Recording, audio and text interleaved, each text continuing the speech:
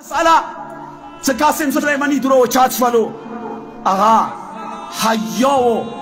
توسل به اهل بیت نبا هاری و میدان کی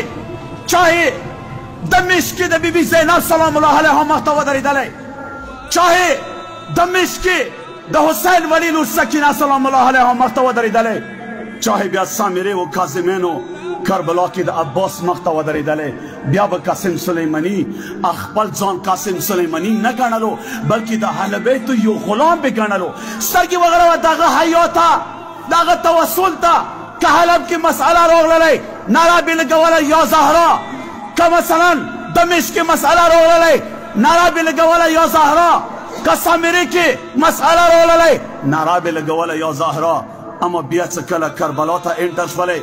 دمشق کې د سترګې غړولې وې قاسم سلیمانی به خپله د جرنیلۍ وردي چولې وه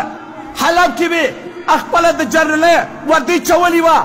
سامرې کې به د خپلې جرنیلۍ وردي چولې وه اما کله څه کربلا ته انټر کېدلی بیا به خپله وردي وبسله یوه ورځې هاشم الحیدري ورته هغه یې پوښتنه ونه کوي هغه زه قسم دمشق کې ته وردي چیې حلب کې ته وردي چیې بوکمال کې ته وردي چیې سامره کې وردي چیې اما کله کربلا ته راشي بیا خپله وردي وبسې مسئله څه دی ورته یې هاشم الحیدري مګر سترګې نه غړوې کربلا کې د حسین جرنیل عباس شته دی کربلا کې